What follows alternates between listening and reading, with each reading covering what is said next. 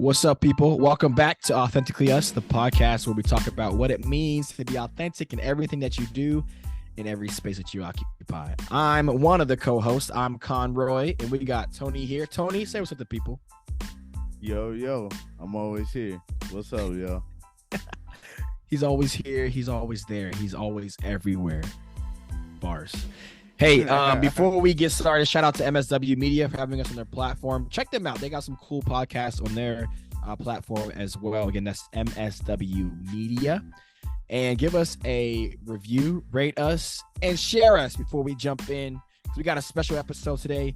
And today, we are doing real talk. Let's jump Real talk. Let's get it. What's going on, y'all? So today for our real talk episode, we're talking friendship. Everyone's got friends, but often friendship is so tossed around. What do we really mean by friendship? And so Kamar and I are just gonna get raw and talk about what we mean about friendship. What you got for us, Roy? First draft thoughts, guys, just so you know. First draft.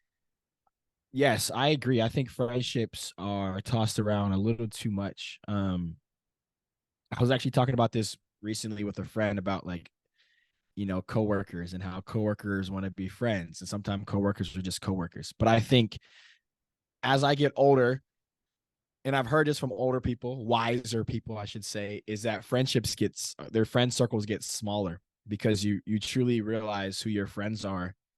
I'm a big proponent in how do I say it? It's like expired friendships are not bad. I think sometimes expired friendships are just expired.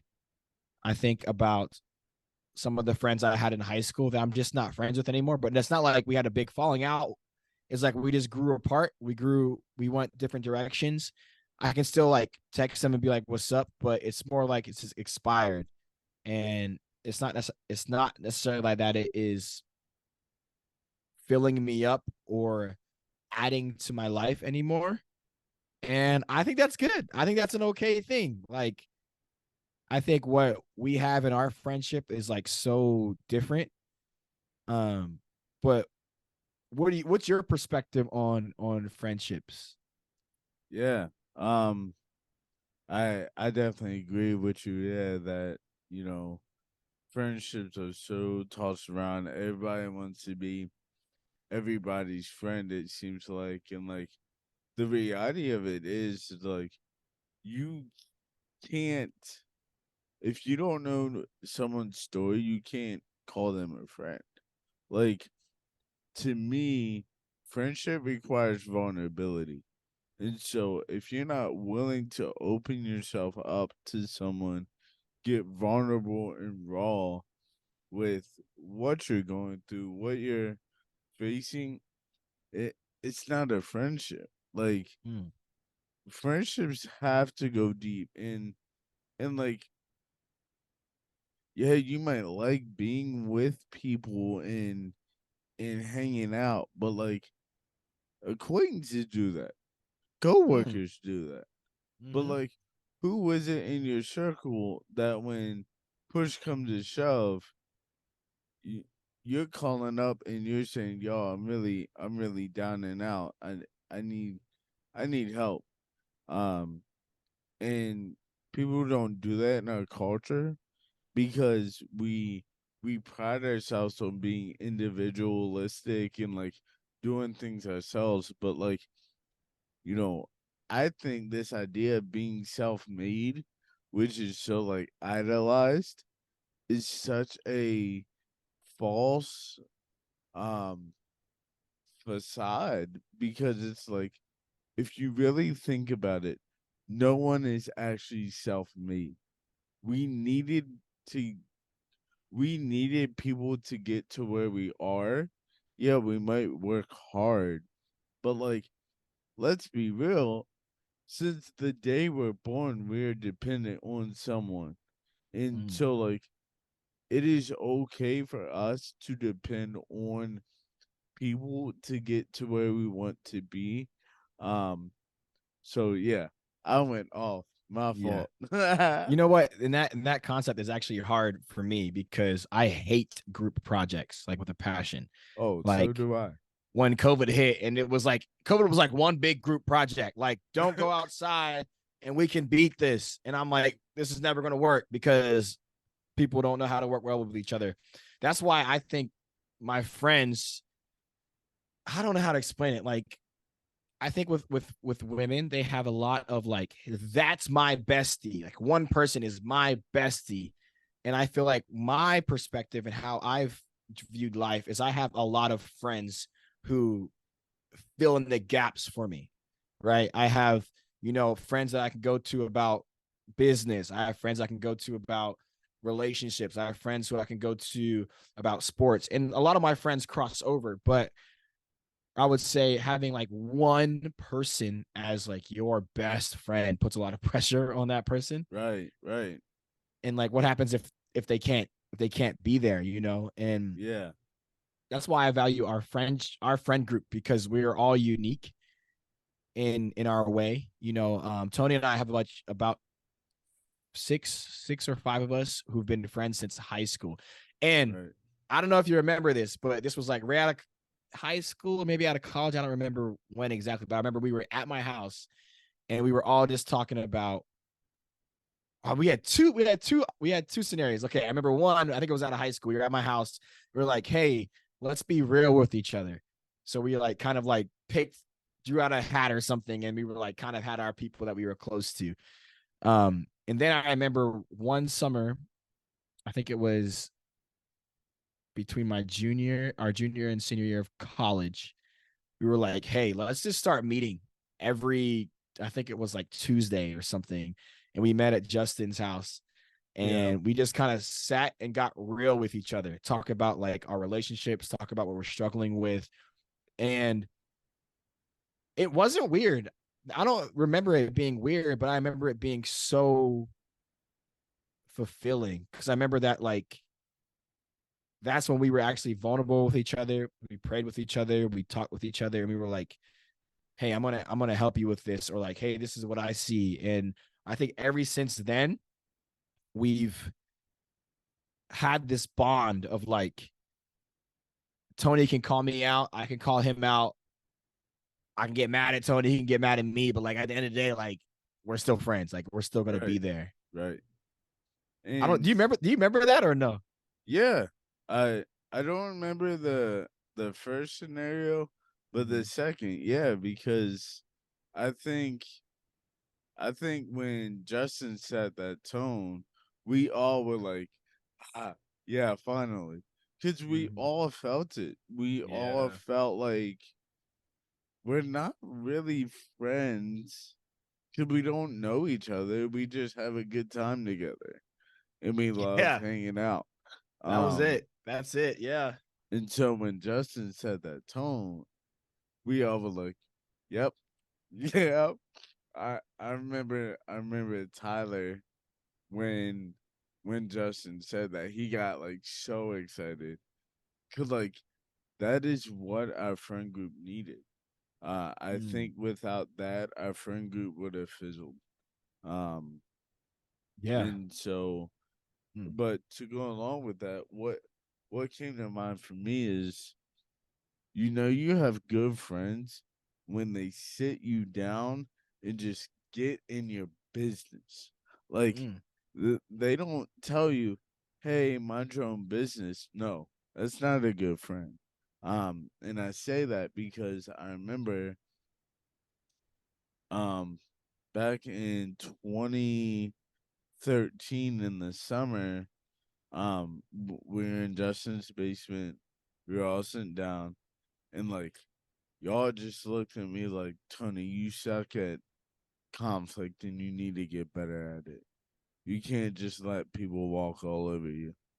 And I was like, at first I was like, who you, who you think you talking to? But then I was like, yikes, y'all are Yeah. right. Like I need to get with this. And I remember that being such a pivotal moment of me trying to start figuring out how do I embrace conflict instead of running from it.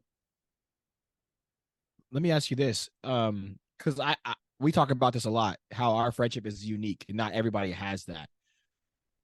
You kind of mentioned a little bit about vulnerability, but like somebody maybe listening to this, like how can they like get better friendships? Like what is like a piece of advice you would give somebody to have a better friendship? Um, the biggest piece of advice I would give them is you set the tone. Like, if you want deeper friendships and you're waiting for others to go deep, they'll never go deep. Mm. But if you set the tone by getting real, honest, and raw, people are gonna follow suit because everyone is longing for that, especially men. I think women do a better job at this, Yeah. but I think we as men we gotta keep this tough bravado up of like, no, I'm strong. I got it all together. But like when you start to see men break down and cry over hard stuff that they're going through, bro, that is healing to a man's soul to be able to realize vulnerability is not weakness, it's actually leaning into our God given humanity. And so, how do we do that honestly and with courage instead of acting like we got our stuff together when we know we don't? Yeah. I think one thing that I love about our friendship, our friend group, is that, you know, we're kind of all spread out, but every time I come home, we have these conversations. Like literally what y'all are getting is like conversations we actually have. Like, and it's always been that way. I remember in 2020, we all flew to Pittsburgh and well, y'all drove, I flew to Pittsburgh. Um, and it was maybe 36 hours, maybe that we were together, but like the amount of healing that happened in those 36 hours, we were just at one of our friends' houses and we just played video games, we ate, and we had real conversations. And it was so freeing to be able to get with you guys and to just talk. That's one thing I love about us is that we can actually just have these conversations. And you're right, like when we can sit each other down and have those hard conversations, it's not fun. it's No, uncomfortable for everybody, but to like be like, hey, no, like Tony, we actually see this. Like all jokes aside, like this is not good, and here's what we think you can improve, or vice versa. When you guys come to me and you know tell me those things, like right? it's not easy. No. Um. So so now knowing that we have what we have in our friend group, what does it look like for you to develop friendships now? Like outside our friend group, Yeah. oh my gosh, it's, I don't want to say impossible, but whatever the one step down, it's really hard Right, because right, what we have is time. We have time on our side. We have 10 plus years of memories, of friendships, of arguments, of laughter, of relationships that we've worked through. So it's really hard for me to like be friends with people now because I'm like, well, it's not that. But like that's also not fair for them. So it's hard. And I would say it's actually harder with like some of the guys, especially out here in California, because I feel like people are different from East Coast and West Coast. Um, but I do have some good friends here. I would say a lot of my friends here are most likely from the East Coast, or in the military, and then they move away. So it's it's definitely been a struggle. Have you had like any like deep friendships outside of our friend group? No, no, man. Like, I definitely have people that like I, I'm starting to get close to, and some that I would call friends. But like, yeah, I mean, it's hard. It's hard to know that like what we have for me is a standard, not just an anomaly. Mm, Um, and so like it, when I get together with, guys from my church, and all they really talk about is, oh, my job's hard, like my job, my kids, and I'm just like, that's all the depth y'all got. Like, I don't have time for this. Like, I want to get raw. I want to um go deep, and just not many people are built for that type of friendship, which is so like sad. but that's all the time we had. That's what we would give each other too for the longest, you know. And so one Yeah, of us was like, "All right, hey, like let's get real and let's actually have these conversations. Like, why is work hard? Like, let's dig a little bit deeper." And I find that is, I guess, it's a trusting for me that like I it's hard for me to go deep with some of my friends here because it's a trust thing. I'm like, what are they going to do with this information? right. Absolutely. Because I know for a fact that you guys might talk to your wives, but like I know all your wives, So it's like, Right. I don't know. I don't know what it is. Is it a bad thing that we're like this? I don't know, man. I've been I don't know asking either. that same thing, man. Yeah. Uh, I just think what we have, like you said, is the standard and it's special. Um, Right.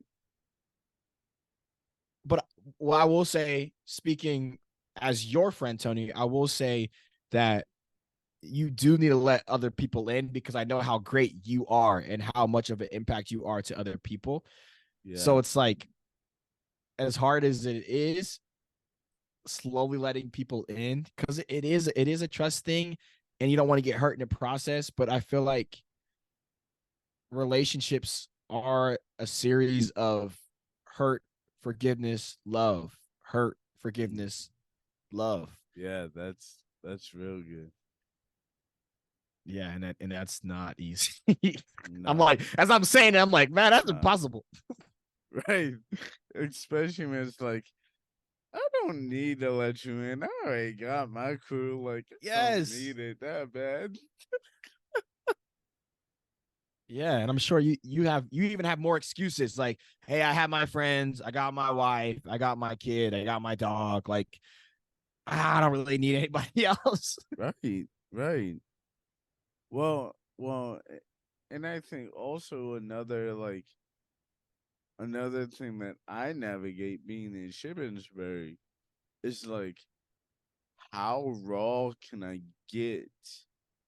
Because a lot of my rawness and my pain and my struggle is with the church and engaging in issues of justice and race and LGBTQ issues. Like, how many people can hold that and walk with me in that, or will I just say one triggering thing and then bye?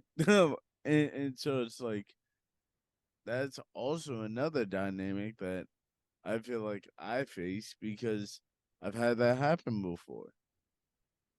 Yeah. Not just in friendships, but like in your family. Like, we've talked about that fear of like having people leave, Right. that abandonment thing that, a lot of us struggle with. Um, I guess to shift gears and to kind of wrap it up here, what is a way to keep your friends and to keep the good friends, would you say? Ooh. That's a good question. Um,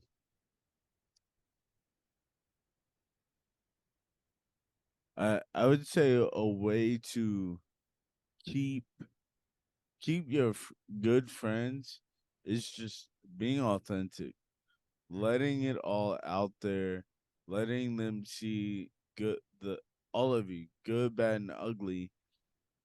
And if they stay and they rock with you, that's how you know they're like solid.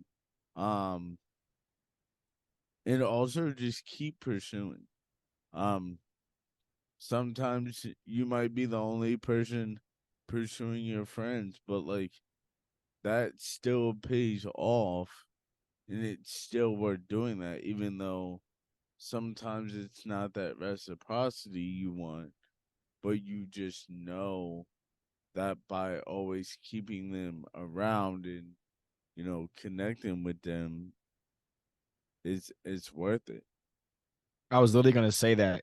I think about when we were all in college, and you would be the only one that would like call us and check on us. Like it wasn't like we were all calling each other weekly, but like Right. you would at least make your rounds and kind of Yeah. keep us all connected. Yeah. Obviously, when we get back together, it's like we haven't skipped a beat, but Oh, like for sure. I remember that, and it wasn't reciprocated at all. But you still did that, and that's Yeah. immediately what I think of like, Yeah, and like I don't say that at all to throw any shade at any of y'all.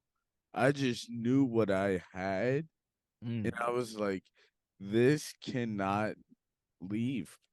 Like I don't want this to end, because like I consider all y'all day ones, because without y'all, I have no idea where I'd be in my faith.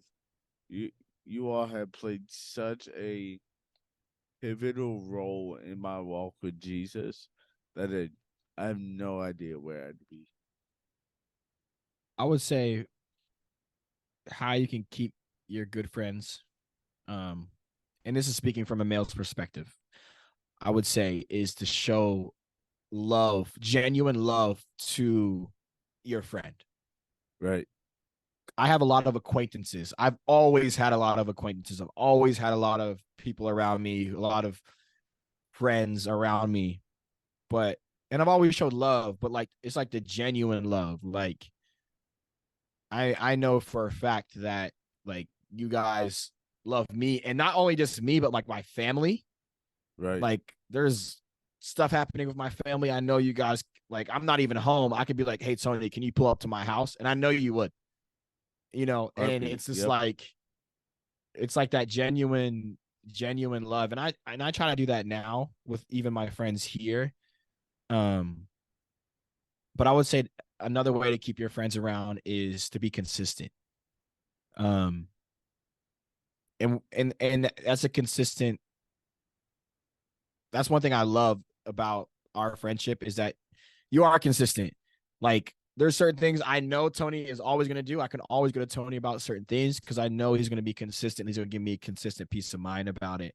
Yep. So I would say how to keep your friends around is to be consistent with them. Don't switch up. You don't need to switch up, especially if you're being you.